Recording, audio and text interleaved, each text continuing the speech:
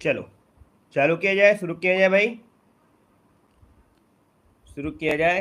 Good morning, good morning सभी को, good morning सभी को, गुड मॉर्निंग सभी को, राम राम, जय महाकाल, नमस्कार, जय हिंद, जय भीम।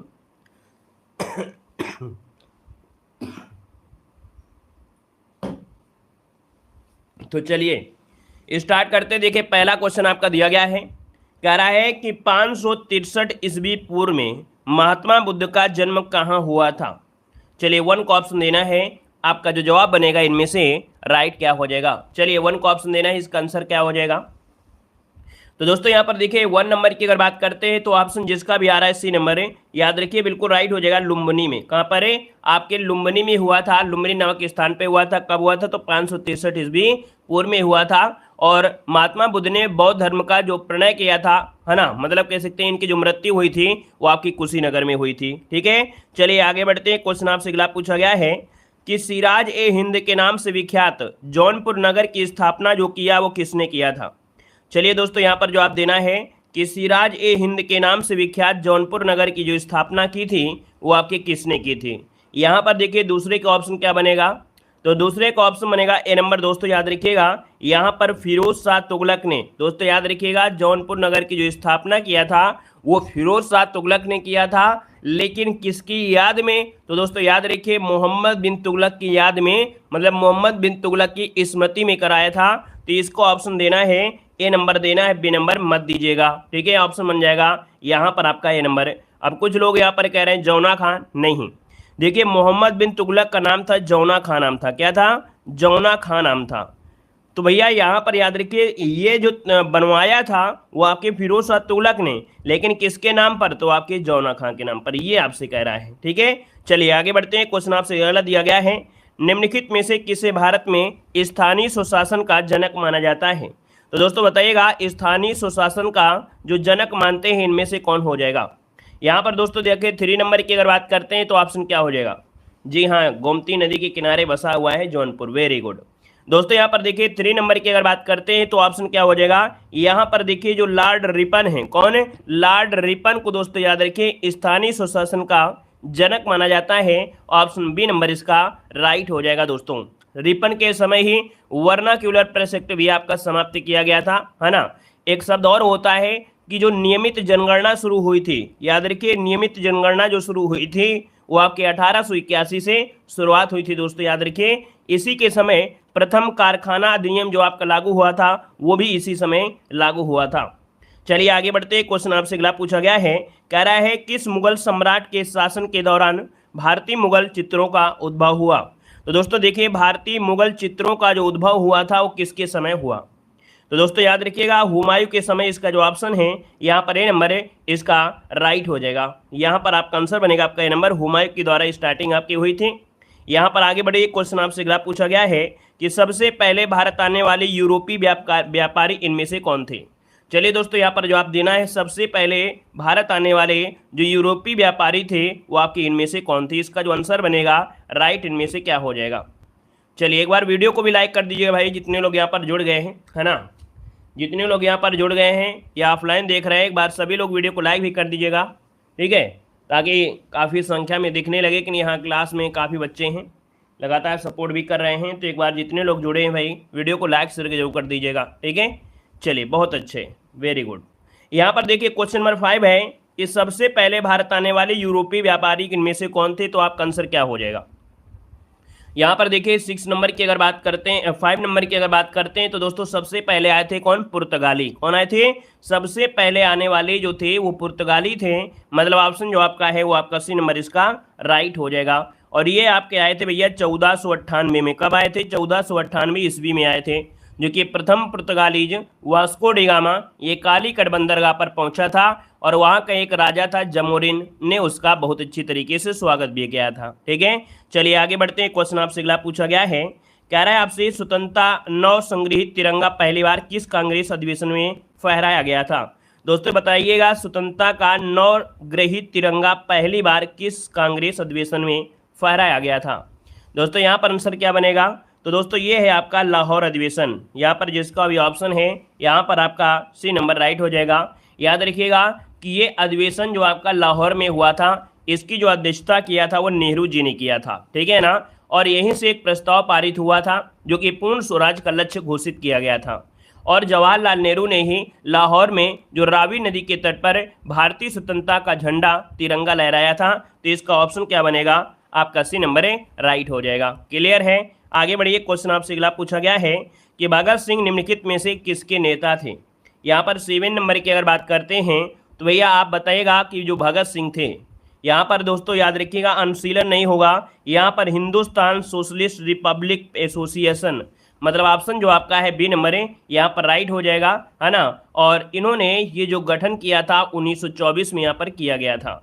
यहाँ पर आगे बढ़ते हैं, क्वेश्चन आपसे अगला पूछा गया है, आपसे कह रहा है गांधी इरविन समझौता कब हुआ था। चलिए यहाँ पर बताना है कि गांधी इरविन समझौता कब हुआ था। जवाब देना है, फटाफट जवाब दीजिए रहिए।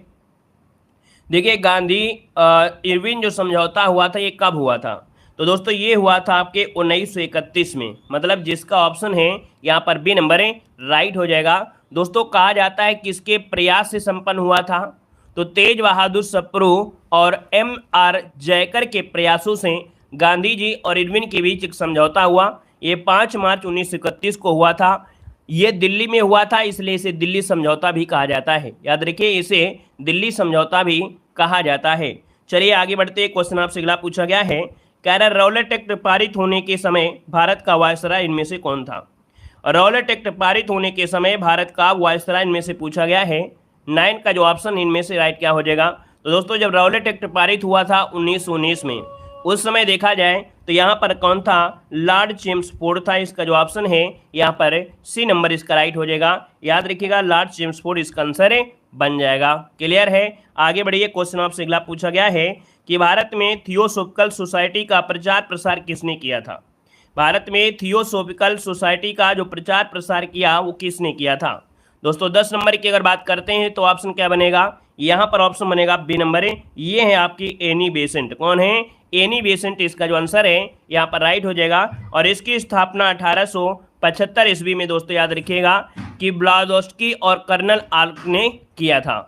यहाँ पर देखा जाए तो आपका मुख्यालय, तो मुख्यालय आपके कहाँ पर था, तो आपके 1882 में अड्यार जो कि मद्रास में था। यहाँ पर आगे बढ़िए, क्वेश्चन आपसे अगला पूछा गया है, कह रहे अधिकांश मौसमी संबंधी जो घटनाएं होती हैं, मतलब अधिकांश जो मौसम संबंधी घटनाएं होती हैं वो क्षोभमंडल में घटित होती हैं, जिसका जो तापमान होता है वो क्या होता है। क्वेश्चन को समझिएगा, लॉजिक वाला क्वेश्चन है।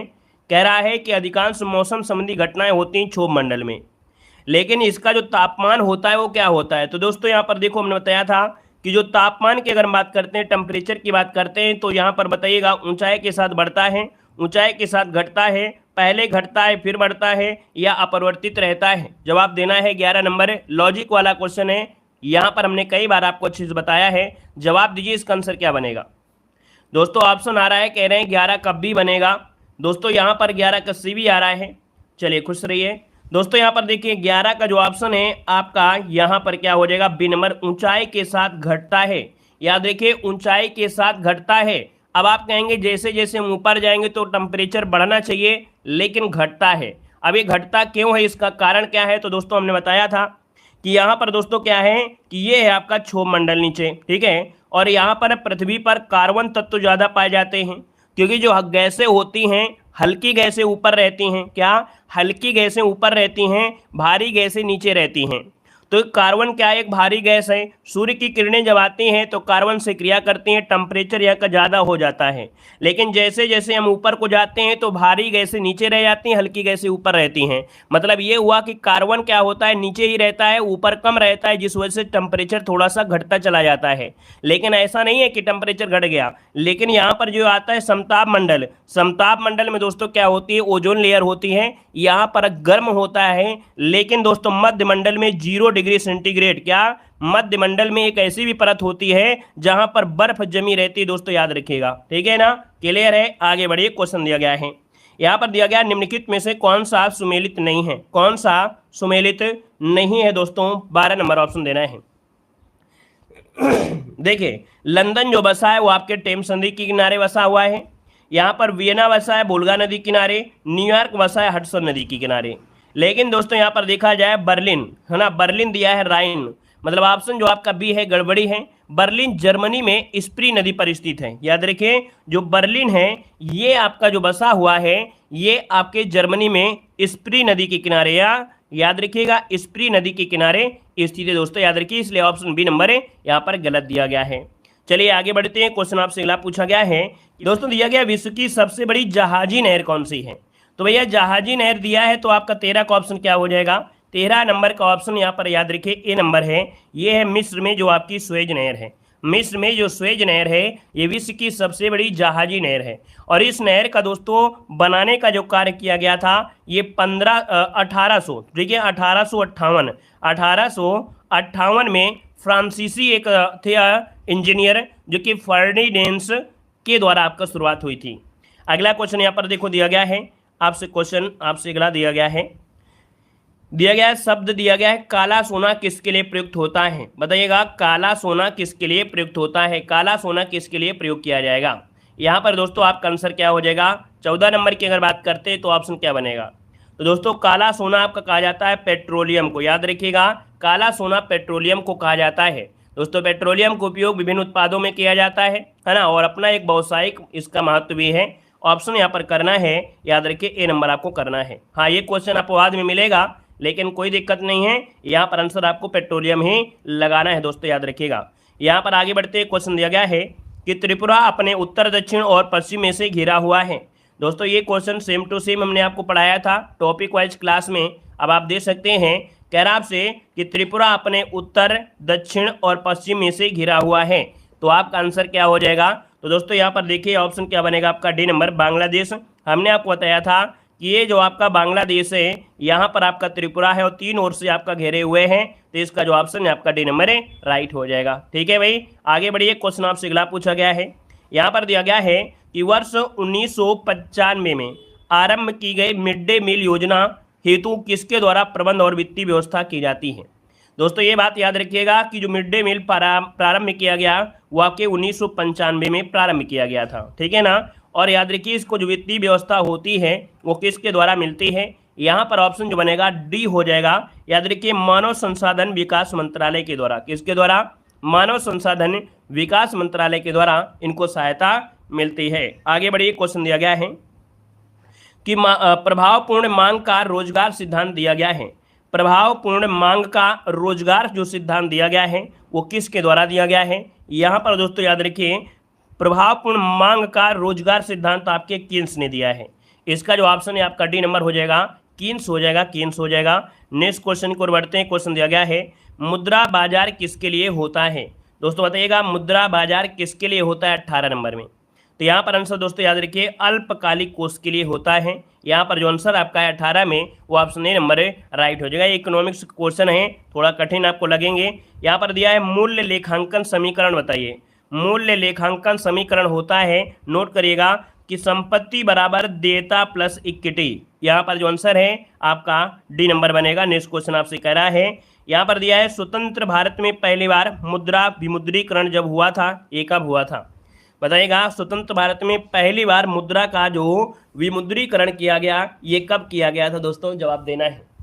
चलिए दोस्तों यहाँ पर 20 नंबर की अगर बात करते हैं तो ऑप्शन यहाँ पर सी नंबर हो जाएगा। ये है आपका 1978 में। कब किया गया था, 1978 में किया गया था, जिसका ऑप्शन है यहाँ पर आपका सी नंबर है राइट हो जाएगा दोस्तों, ठीक है ना। और पुरानी मुद्रा को समाप्त कर दिया गया था और नई मुद्रा को चालू कर दिया गया था। यहाँ पर आगे बढ़ते हैं। क्वेश्चन आपसे अगला पूछा गया है कि भारतीय संविधान का अनुच्छेद जो आपका 32 है, इसके तहत व्यक्तिगत स्वतंत्रता के लिए उच्च न्यायालय निम्नलिखित में से किस रिट को जारी कर सकता है।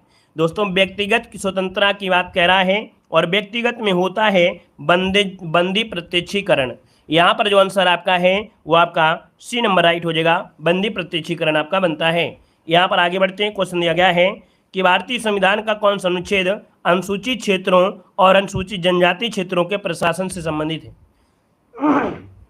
चलिए बताइएगा अनुसूचित क्षेत्र और अनुसूचित जनजाति क्षेत्र जो आपका है यहाँ पर आंसर कौन सा हो जाएगा, नोट कर लीजिएगा। आर्टिकल नंबर आपका 244 कौन सा है, आर्टिकल नंबर 244 में से देखा जाए तो आपके जनजाति क्षेत्रों के प्रशासन से संबंधित है, जैसे कि आपका असम हो गया, मेघालय हो गया, त्रिपुरा हो गया, मिजोरम हो गया। और इनके राज्यों के अलावा किसी भी राज्य में अगर अनुसूचित क्षेत्र आपका है जहां पर निवास करते हैं तो उनके आपके अनुसूचित जाति और जनजाति के नियंत्रण आपके लागू होते हैं प्रशासन के। ठीक है, आगे बढ़िए। क्वेश्चन आपसे अगला पूछा गया है, कह रहा है भारतीय संविधान का कौन सा अनुच्छेद यह कहता है कि प्रधानमंत्री की नियुक्ति राष्ट्रपति द्वारा की जाती है। दोस्तों ये बताना है आपका आंसर इनमें से क्या हो जाएगा।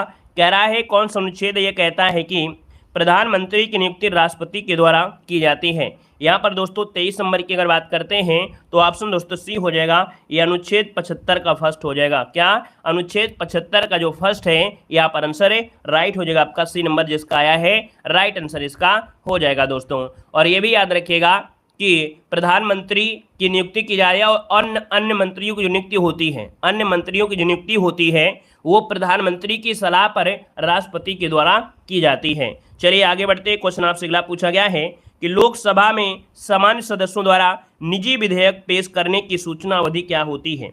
दोस्तों कोई अगर सामान्य सदस्यों द्वारा अगर कोई निजी विधेयक पेश करना है, इसकी अधिसूचना की अवधि जो होती है वो कितनी होती है। दोस्तों यहाँ पर देखिए 24 का जो ऑप्शन है वो आपका हो जाएगा 1 माह होती है। कितनी होती है, 1 माह, जिसका ऑप्शन आ गया है यहाँ पर राइट हो जाएगा, यहाँ पर ये नंबर बन जाएगा। आगे बढ़िए। क्वेश्चन आपसे दिया गया है कि कौन सा मौलिक अधिकार अल्पसंख्यकों के हितों के संरक्षण की बात करता है। दोस्तों बताइएगा कि कौन सा मौलिक अधिकार अल्पसंख्यकों के हितों के संरक्षण की बात करता है। एक क्वेश्चन आपको यहाँ से भी पूछा जाना है अल्पसंख्यक से। देखिए 25 नंबर का जो ऑप्शन है आपका डी नंबर है, सांस्कृतिक और शैक्षिक अधिकार।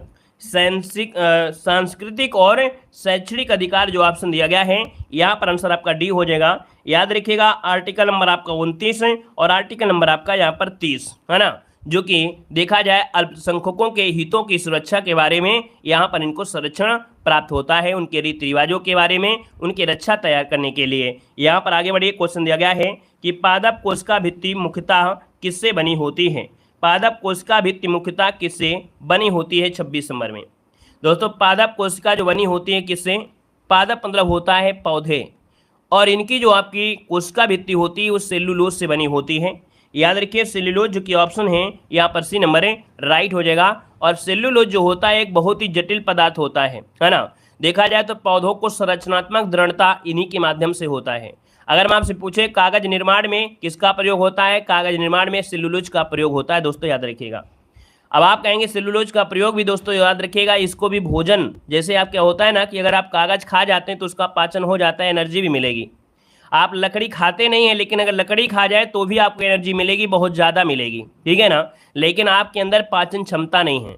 लेकिन वहीं पर जो सुअर होता है, सुअर, पिग मतलब सुअर, उसके अंदर पाचन क्षमता बहुत होती है। आप देखते हैं गन्ने को कैसे निचोड़ निचोड़ के खाता है ना, बहुत ही ऐसी चीज़ें ऐसे खा जाएगा उसकी एनर्जी उसको बहुत अच्छी तरीके से मिलती है।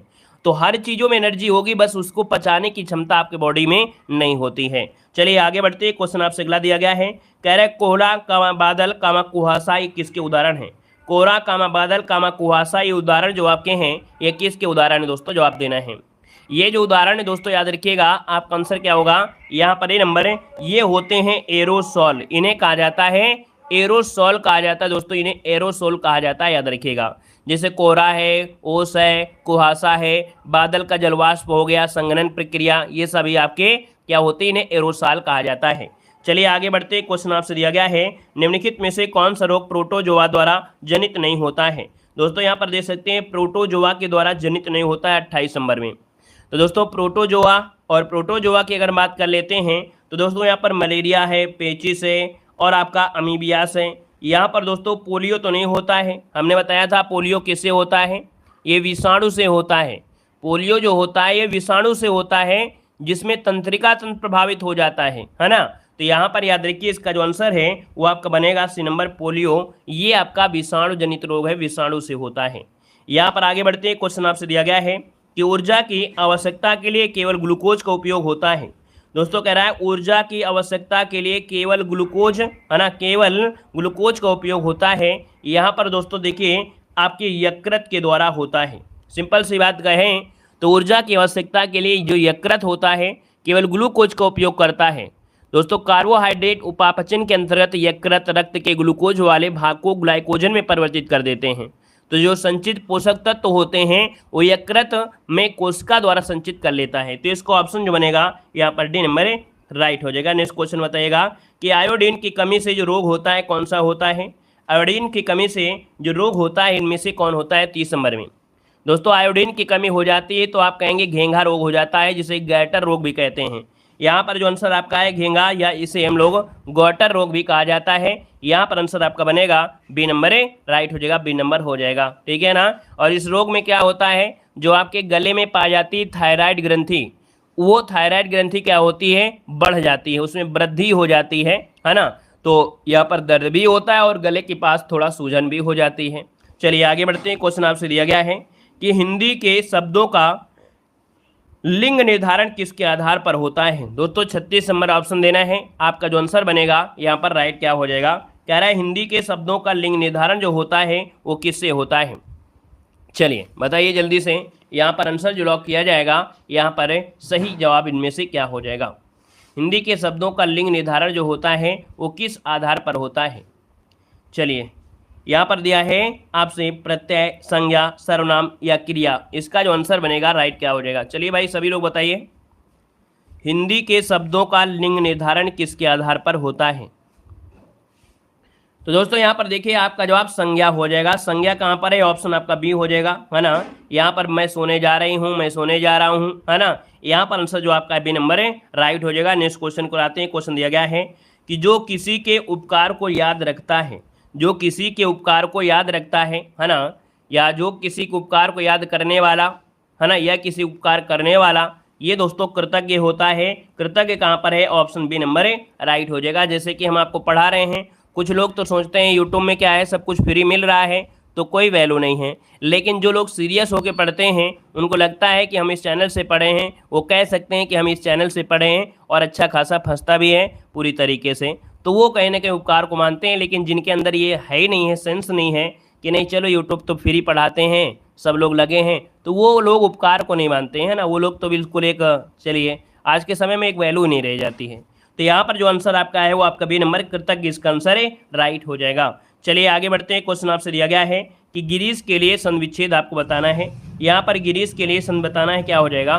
किसी का कमेंट आया था कि सर मुझे संविच्छेद समझ में नहीं आती हैं, तो दोस्तों यहाँ पर देखिए प्लेलिस्ट में जाइएगा, बेसिक की थ्योरी वाली क्लासें भी आपकी हैं, ट्रिक वाली क्लासें हैं, तो बेसिक की भी क्लासें आप लोग देख लीजिएगा जो कि आपकी हिंदी की हैं, है ना। हिंदी साहित्य भी मिल जाएगा, हिंदी ग्रामर की भी क्लासें आपकी हैं, तो प्लेलिस्ट में जाइए, वहाँ पर आपको मिल जाएगा। ये नीचे स्क्रॉल करिए सबसे नीचे, है ना, चैनल खोलिए और नीचे बिल्कुल होम पेज में स्क्रॉल करिए नीचे, तब आपको भी यहाँ पर हिंदी की जो कि प्लेलिस्ट बनी है वो आपको दिखाई पड़ जाएगी। तो वहाँ पर ट्रिक से भी बताया गया है, बेहतर तरीके से पढ़ सकते हैं। दोस्तों ट्रिक की अगर बात करते हैं तो आपको संधि में कुछ नहीं देखना है, ये बीच वाली मात्रा देखना है, और बड़ी की मात्रा होती है, और बड़ी की मात्रा होती है तो किस में होती है, दीर्घ में होता है। किस में होता है, दीर्घ में होता है। तो ये आपकी हो गई संधि कौन, दीर्घ संधि। अब यहाँ पर तोड़ा गया है तो कैसे तोड़ेंगे, तो यहाँ पर गिर धन ईस क्या बनेगा, यहाँ पर दोस्तों याद रखिएगा गिर धन ईस बनेगा, जो कि ऑप्शन देखा जाए कौन सा ऑप्शन मैच कर रहा है। देखिए कौन सा ऑप्शन मैच कर रहा है, ऑप्शन बी वाला कर रहा है। अब दोस्तों बी वाला ऑप्शन मैच कर रहा है तो आप कहेंगे कि यहाँ पर देखिए छोटी की मात्रा और बड़ी की मात्रा मिलकर बनता है बड़ी बनता है। याद रखिए छोटी प्लस छोटी बराबर बड़ी, बड़ी प्लस बड़ी बराबर बड़ी, छोटी बड़ी तभी बड़ी आएगा। तो यहाँ पर ये क्या हो जाएगा, दीर्घ हो जाएगा। ठीक है आगे बढ़िए। क्वेश्चन आपसे अगला पूछा गया है, शुद्ध वाक्य यहाँ पर छाटना है। यहाँ शुद्ध वाक्य कौन सा है, औद्योगिकरण, याज्ञवल्क, मुमूर्ष और वाल्मीकि। दोस्तों 39 नंबर में ऑप्शन लॉक करिए, आपका जो आंसर बनेगा यहाँ पर क्या हो जाएगा 39 नंबर में। देखिए 39 की अगर बात करते हैं दोस्तों, यहाँ पर देखिए आपका आंसर में से क्या है। चलिए 39 नंबर है, यहाँ पर लॉक किया जाए भाई। यहाँ पर देखिए ये वाला जो आपका दिया है कौन सा, मुमूर्ष। मुमूर्ष जो दिया है बिल्कुल आपका सही है, बस ध्यान देना है। यहाँ पर ए है, यहाँ पर दोस्तों सी है, ये आपका बी है और ये डी है। तो याद रखिएगा यहाँ पर बी वाला जो आपका है कौन सा, मुमूर्ष आपका दिया गया है। ठीक है, क्योंकि ए और बी सी डी का स्थान परिवर्तन यहाँ पर है ना। याद रखिएगा ये मुमूर्ष जो आपका है बिल्कुल सही है, क्योंकि औद्योगिकरण जो दिया गया है, औद्योगिकरण है ना, औद्योगिकरण होता है, ये मात्रा होती है यहाँ से, ये गलत दिया गया है। याज्ञवल्क होता है ना, याद रखिएगा याज्ञवल्क का जो होता है याज्ञवल्क्य होता है, मतलब याज्ञवल्क्य ऐसे आपका लिखा जाएगा, यहाँ से आपकी गड़बड़ी है। और वाल्मीकि दिया गया है, वाल्मीकि नहीं होता वाल्मीकि होता है, तो आपकी का में जो मात्रा होगी वो आपकी इस प्रकार से होगी। ठीक है, आगे बढ़िए। क्वेश्चन आपसे दिया गया है निम्नलिखित में से एक शब्द आपका दिया गया है, शुष्क का विलोम आपको बताना है। ये बताइएगा कि शुष्क का विलोम क्या होता है, शुष्क का विलोम क्या होता है। तो दोस्तों यहाँ पर शुष्क मतलब सूखा, तो यहाँ पर क्या हो जाएगा आर्द्र मतलब गीला, तो यहाँ पर आंसर जो आपका है वो आपका बी नंबर है, राइट हो जाएगा बी नंबर है। आगे बढ़ते हैं, क्वेश्चन दिया गया है इनमें से कौन सा सही सुमेलित नहीं है, इनमें से कौन सा सही सुमेलित नहीं है। दोस्तों 61 नंबर ऑप्शन लॉक करना है। तो चलिए 61 नंबर आपसे कह रहा है, तो कह रहा है पूर्व मध्य रेलवे, पूर्व मध्य रेलवे यहाँ पर हाजीपुर है, पूर्व रेलवे कोलकाता है, पूर्वी तटीय रेलवे आपका भुवनेश्वर है ना। अब यहाँ पर दिया गया है कौन सा डी वाला, दक्षिण पूर्व रेलवे गोरखपुर दिया गया है। दक्षिण पूर्व रेलवे ये गोरखपुर नहीं है, दक्षिण पूर्व मतलब ये हुआ कि दक्षिण ये है ना, पूर्व ये है, ये यहाँ पर आपका कोलकाता वाला आपका हो जाएगा, ये आपका यहाँ पर गलत हो जाएगा। ठीक है ना। और आगे बढ़िए, क्वेश्चन आपसे अगला पूछा गया है, कह रहा है राष्ट्रीय सुदूर संवेदन केंद्र जो स्थित है वो आपके कहाँ पर स्थित है। चलिए बताइएगा कि राष्ट्रीय सुदूर संवेदन केंद्र अर्थात NRC, ये दोस्तों इसरो का एक प्रमुख केंद्र है, ये इसरो का एक प्रमुख केंद्र है और ये हैदराबाद में स्थित है। यहाँ पर जो आंसर आपका है वो ऑप्शन सी हो जाएगा, ये इसरो का ही केंद्र है दोस्तों, हैदराबाद में है। यहाँ पर क्या होता है, उपग्रह द्वारा लिए गए जो चित्र होते हैं उनका उपयोग जन सामान्य तक पहुँचाया जाता है ना। जो भी उपग्रह द्वारा फोटोज ली जाती हैं उनकी जानकारी होती हैं, ये लोगों तक क्या की जाती हैं, पहुंचाई जाती हैं दोस्तों, याद रखिएगा। तो इसका ऑप्शन हो जाएगा यहाँ पर सी नंबर है, राइट हो जाएगा। आगे बढ़िए, क्वेश्चन आपसे अगला पूछा गया है, बांग्लादेश की मुद्रा बताना है कि भाई बांग्लादेश की जो मुद्रा होती है इनमें से कौन हो जाएगी। तो यहाँ पर देखते हैं, तो बांग्लादेश की मुद्रा आपसे पूछा है तो आप लोग बिल्कुल इजी कह सकते हैं कि सर बांग्लादेश की मुद्रा क्या है, तो यहाँ पर टका हो जाएगी। और टका की अगर बात करते हैं तो ऑप्शन कहीं पर दिया गया है, ऑप्शन दिया गया है सी नंबर है, याद रखिए टका इसका आंसर है, राइट हो जाएगा। क्लियर है। चलिए आगे बढ़िए, क्वेश्चन आपसे अगला पूछा गया है, यहाँ पर दिया है कि लोक नृत्य का एक रूप बिहू है और ये किस राज्य से संबंधित है।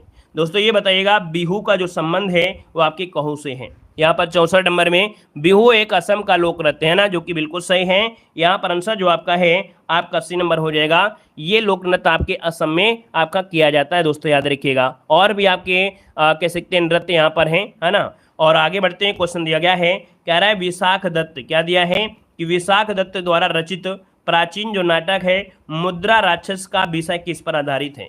दोस्तों याद रखिए विशाखा दत्त की आपकी जो नाटक है वो क्या है, मुद्रा राक्षस। ये मुद्रा राक्षस जो आपका नाटक है ये आधारित है, ये किस पर आधारित है, किस पर फोकस किया गया है। तो याद रखिएगा जो चंद्रगुप्त मौर्य के काल में दरबार के जो षड्यंत्र थे उन पर ये फोकस किया गया है। इसका जो ऑप्शन है 65 नंबर में वो ऑप्शन क्या बनेगा, यहाँ पर डी नंबर है, राइट हो जाएगा डी नंबर। आगे बढ़िए, क्वेश्चन दिया गया है कि दक्षिण एशियाई क्षेत्रीय सहयोग संघ जो कि सार्क का पूछा गया है स्थापना कब हुई थी। अब सार्क से क्वेश्चन देखो, हमने आपको बताया भी है, इस सार्क का मुख्यालय काठमांडू है ना। स्थापना जो आपकी हुई थी वो आपके 1985 को हुई थी, यहाँ से क्वेश्चन बनना ही बनना है। और सार्क में दोस्तों सदस्यों की संख्या कितनी है, 8 है दोस्तों। कौन नहीं शामिल है, तो आपके भारत के जितने भी पड़ोसी देश हैं वो और प्लस भारत ये शामिल है, लेकिन इसमें से चाइना और जो आपका म्यांमार है ये शामिल आपका इसमें नहीं है दोस्तों, याद रखिएगा। ठीक है, मुख्यालय कहाँ पर है आपके, काठमांडू में है। चलिए आगे बढ़ते, क्वेश्चन दिया गया है, कह रहा है गोल्ड लैंड निम्नलिखित में से किस देश का एक लोकप्रिय उपनाम है। गोल्ड लैंड कहा जाता है, किसे कहते हैं। चलिए यहाँ पर दोस्तों 67 नंबर की अगर बात करते हैं तो दोस्तों ये है आपका म्यांमार है दोस्तों, याद रखिए म्यांमार इसका आंसर है, राइट हो जाएगा सी नंबर जिसका आ रहा है, बिल्कुल राइट बनेगा। चलिए आगे बढ़ते हैं, क्वेश्चन आपसे अगला पूछा गया है कि राष्ट्रीय रक्षा अकादमी जो स्थित है आपके कहाँ पर है। राष्ट्रीय रक्षा अकादमी जो है वो आपके कहाँ पर है। राष्ट्रीय रक्षा अकादमी कहाँ है, खड़गवाला में है। इसका जो आंसर आपका बनेगा यहाँ पर डी नंबर है, राइट हो जाएगा, डी नंबर हो जाएगा। ठीक है, वहीं पर अगर आपसे पूछे इंडियन मिलिट्री एकेडमी कहाँ पर है, तो दोस्तों याद रखिएगा इंडियन मिलिट्री वाली एकेडमी है आपकी देहरादून में। कहाँ पर है, देहरादून में है मिलिट्री एकेडमी। नेशनल डिफेंस कहाँ पर है, नेशनल डिफेंस कॉलेज आपके नई दिल्ली में है। वहीं पर देखा जाए डिफेंस सर्विस जो स्टाफ है नेशनल जो डिफेंस सर्विस स्टाफ है वो कॉलेज कहाँ पर है, वेलिंगटन में है। चलिए आगे बढ़ते हैं। क्वेश्चन आपसे अगला दिया गया है कि इंडिया विंस फ्रीडम के लेखक उनमें से कौन है। इंडिया विंस फ्रीडम के जो लेखक हैं यहाँ पर कौन हो जाएंगे, 69 नंबर में। दोस्तों यहाँ पर देखिए आपका आंसर जो आपका बनेगा राइट क्या हो जाएगा, 69 नंबर का ऑप्शन क्या हो जाएगा। दोस्तों यहाँ पर देखिए ऑप्शन जो बनेगा बी नंबर हो जाएगा, मौलाना अबुल कलाम आज़ाद। इसका जो आंसर है आपका बी नंबर है, राइट हो जाएगा, मौलाना अबुल कलाम आज़ाद इसका आंसर है, राइट हो जाएगा। नेक्स्ट क्वेश्चन को आते हैं। क्वेश्चन दिया गया है नंदी पहाड़ियाँ कहाँ पर स्थित हैं, बताइएगा नंदी पहाड़ियाँ कहाँ पर स्थित है। 70 नंबर का ऑप्शन देना है। दोस्तों 70 की अगर बात करते हैं तो दोस्तों ये है आपके कर्नाटक में। कहाँ पर है, आपके कर्नाटक में है। ऑप्शन जिसका सी नंबर है यहाँ पर राइट हो जाएगा, कर्नाटक में है। ठीक है, चलिए आगे बढ़ते दिया गया है। यहाँ पर देखो दिया गया है जो आपकी क्रांतियाँ हैं, है ना, कृषि से संबंधित जो आपकी क्रांतियाँ होती हैं, यहाँ से भी क्वेश्चन आपको बनना है। दोस्तों बिल्कुल ध्यान लगा के सुनिएगा, मज़ा आ जाएगा, क्योंकि क्वेश्चन आपके ऐसे यहाँ पर हैं जो कि आपने पहले पढ़ रखा है, अब उनका यहाँ पर रिवीजन करना है। तो जो लोगों ने अभी तक वीडियो को लाइक नहीं किया है तो आप वीडियो को लाइक भी करिएगा और ध्यान से यहाँ पर सुनते रहिएगा। यहाँ पर देखो दिया गया है श्वेत क्रांति, और देखिए पीडीएफ के लिए टेलीग्राम ज्वाइन कर लीजिए। देखो दिया गया है श्वेत क्रांति की अगर बात करते हैं, श्वेत क्रांति किससे संबंधित है, तो आप कहेंगे सर दुग्ध उत्पादन से संबंधित है। वहीं पर श्वेत क्रांति के जनक किसे कहा जाता है, तो श्वेत क्रांति के जनक किसे कहते हैं, तो आपके वर्गीस कुरियन को कहा जाता है, और इन्हें भारत का दूध वाला भी कहा जाता है। वहीं पर दोस्तों दिया गया है हरित क्रांति, और हरित क्रांति के जनक हरित क्रांति के दोस्तों ये उत्पादन आपके खाद्य उत्पादन से संबंधित है। याद रखिएगा कि हरित क्रांति किससे संबंधित है, तो आपके खाद्य उत्पादन से संबंधित आपके हैं। वहीं पर दोस्तों याद रखिएगा गुलाबी क्रांति के जनक कौन हैं, तो गुलाबी क्रांति के जनक आपके दुर्गेश पटेल हैं, और गुलाबी क्रांति का संबंध झींगा उत्पादन से है। किससे है, तो आपके झींगा उत्पादन से, झींगा उत्पादन से है। अगला है नीली क्रांति की जो जनक आपके हैं वो कौन है, तो नीली क्रांति के जनक डॉक्टर अरुण कृष्ण हो जाएंगे। और नीली क्रांति में क्या होता है, यहाँ पर मत्स्य पालन होता है, याद रखिएगा। वहीं पर रजत क्रांति दोस्तों आपके अंडे उत्पादन से है। रजत क्रांति के जनक आपकी इंदिरा गांधी है, और याद रखिएगा रजत क्रांति अंडे से संबंधित आपकी है। अगला दिया गया है प्रेरित प्रजनन के पिता आपके हैं कौन, प्रोफेसर हरिलाल चौधरी। वहीं पर अगला क्वेश्चन दिया गया है कि आपके पीली क्रांति के जनक कौन है, तो सैम पित्रोदा है ना। याद रखिए पीली क्रांति का जो संबंध है वो आपकी किससे है, तो आप कहेंगे सरसों से है। ठीक है ना। अगला क्वेश्चन दिया गया है स्वर्ण क्रांति दिया गया है। स्वर्ण क्रांति के जनक आपके कौन है, तो निरपक्ष दूतेज हैं। वैसे ये ज़्यादा आपको इतने डीपली पूछेगा नहीं, है ना, ये चीज़ें आपको ज़्यादा पूछेगा नहीं। ठीक है, अब यहाँ पर बताइएगा कि स्वर्ण क्रांति के जो जनक आपके हैं, स्वर्ण क्रांति का संबंध किससे है। चलिए यह बताइएगा जल्दी से कि स्वर्ण क्रांति का संबंध किससे है। चलिए स्वर्ण क्रांति होता है पेट्रोलियम से, है ना, किससे होता है, पेट्रोलियम से होता है, जिसे हम लोग कृष्ण क्रांति कहते हैं। भूरी क्रांति का संबंध आपके सीमेंट उर्वरक, है ना, ऊन उत्पादन से संबंधित है। रजत क्रांति अंडा उत्पादन से है।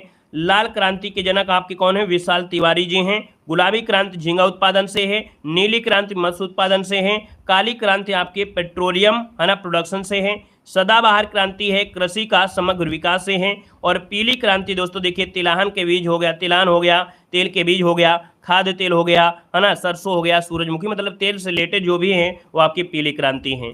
दोस्तों यहाँ पर देखो ग्रीन गोल्ड क्रांति दिया गया है। क्या दिया है, ग्रीन गोल्ड क्रांति, और ये आपके हैं चाय उत्पादन से। किससे है, चाय उत्पादन से है। कृष्ण क्रांति आपके किससे है, तो बायोडीजल से। किससे है, तो आपके बायोडीजल से संबंधित है आपकी कृष्ण क्रांति। वहीं पर लाल क्रांति का संबंध है टमाटर और मांस उत्पादन से। किससे है, टमाटर और मांस उत्पादन से संबंधित है।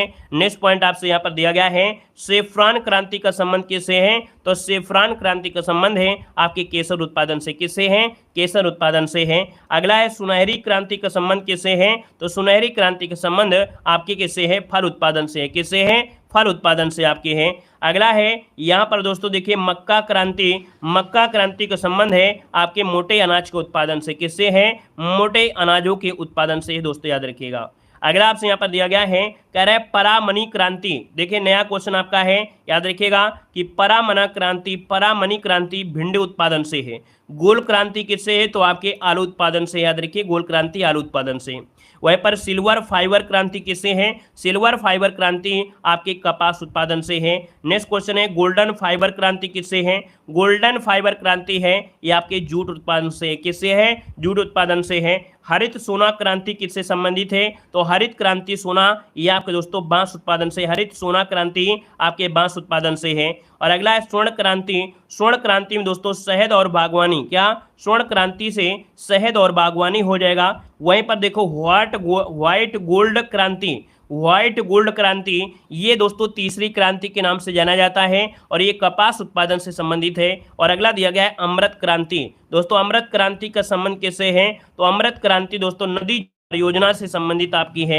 वहीं पर दिया है थसर या स्लेटी क्रांति जो कि सीमेंट उत्पादन से है। धसर या स्लेटी क्रांति आपके सीमेंट उत्पादन से है। सनराइज या सूर्योदय क्रांति, सनराइज या सूर्योदय क्रांति इलेक्ट्रॉनिक्स उद्योग के विकास से संबंधित आपका है। और अगला दिया गया है गंगा क्रांति। तो गंगा क्रांति है किसके, तो आपके भ्रष्टाचार के खिलाफ सदाचार पैदा करने हेतु है। वहीं पर दिया गया है सदाबहार क्रांति किससे है, तो सदाबहार क्रांति जैव तकनीकी से है। किससे है, जैव तकनीकी से है। स्लेटी या ग्रे क्रांति, ग्रे क्रांति आपके उर्वरक उत्पादन से है। खाकी क्रांति का संबंध, देखिए खाकी क्रांति का संबंध किससे है, तो आपके चमड़ा उत्पादन से है। किससे है, चमड़ा उत्पादन से है। अगला है कि खाद्य श्रृंखला क्रांति, मतलब भारतीय कृषकों की जो आय थी 2020 तक दुगना करने के लिए यहाँ पर चलाई गई थी। अगला दिया गया है एनएच क्रांति। दोस्तों क्या है, तो एनएच क्रांति दोस्तों याद रखिएगा कि स्वर्णिम चतुर्भुज योजना, अर्थात जो दिल्ली है, यहाँ पर मुंबई है, चेन्नई है, कोलकाता है, ये 4 शहरों को नेशनल हाईवे के द्वारा जोड़ा जाना ही ये स्वर्णिम चतुर्भुज योजना कहलाती है। दोस्तों याद रखिएगा। देखो इसमें से क्या है, अब आपको लग रहा है इतना कैसे पढ़ेंगे, इसके पहले तो आपने बहुत चीज़ें पढ़ लिया है ना, बहुत चीज़ें नहीं, इसका 75% आपने पढ़ लिया है। 25% आप देखेंगे तो आप समझ जाएंगे। एग्जाम में अगर कोई नया आ गया तो फिर क्या करेंगे, एग्जाम में अगर नया आ गया तो क्या हो गया, वही पुराना चाल में थोड़ा डालना है। हम तो आपको मजबूत करने के प्रयास में हैं, ठीक है। यहाँ पर दिया है प्रोटीन क्रांति। प्रोटीन क्रांति के जनक आपके प्रधानमंत्री नरेंद्र मोदी हैं, याद रखिएगा। प्रोटीन क्रांति के जनक प्रधानमंत्री नरेंद्र मोदी और अरुण जेटली आपके हैं। इंद्रधनुषी क्रांति क्या है, तो इंद्रधनुषी क्रांति है संपूर्ण कृषि क्षेत्र को विकास करने से है। और अगला दिया गया खाद्यान्न श्रृंखला क्रांति। और खाद्यान्न श्रृंखला क्रांति जो कि खाद्यान्न सब्जी फलों को सड़ने से बचाने के लिए है, खाद्यान्न श्रृंखला क्रांति। मिल्क मैन ऑफ इंडिया दोस्तों किसे कहा जाता है, वर्गीज कुरियन को कहा जाता है। भारत का दूध वाला, याद रखिए वर्गीज कुरियन हो जाएगा। अगला आपसे दिया गया है यूनानी क्रांति के जनक कौन है, तो यूनानी क्रांति के जनक याद रखिए भारत में है एमएस स्वामीनाथन। कौन है, स्वामीनाथन आपके हैं। विश्व में हरित क्रांति के जनक कौन है, तो विश्व में हरित क्रांति के जनक कौन है, एमएस स्वामीनाथन है। अगर हम आपसे पूछें कि हरित क्रांति का जो शब्द दिया वो किसने दिया था, हरित क्रांति का जो शब्द दिया, हरित क्रांति शब्द जो दिया था वो किसने दिया था, ये जवाब देना है। जल्दी से क्या हो जाएगा, तो याद रखिएगा विलियम गॉड। क्या हो जाएगा, विलियम गॉड। ये दोस्तों याद रखिएगा विलियम गॉड क्या है, ये हरित क्रांति शब्द दिया था। दोस्तों याद रखिएगा विलियम गॉड हरित क्रांति शब्द दिया था, ठीक है। भारत में हरित क्रांति आपके एमएस स्वामीनाथन, विश्व में आपके हैं कौन है, तो नॉर्मन बोरलॉग हो जाएंगे। तो दोस्तों इस प्रकार से देखिए जितनी भी क्रांतियां थी वो आज इस वीडियो में हमने कवर कर दिया है। और हमारी डेली की क्लास में आपको स्पेशल मिलेगा, हमने बताया है हमारी हर एक क्लास स्पेशल होती है। धन्यवाद, जय हिंद, वंदे मातरम।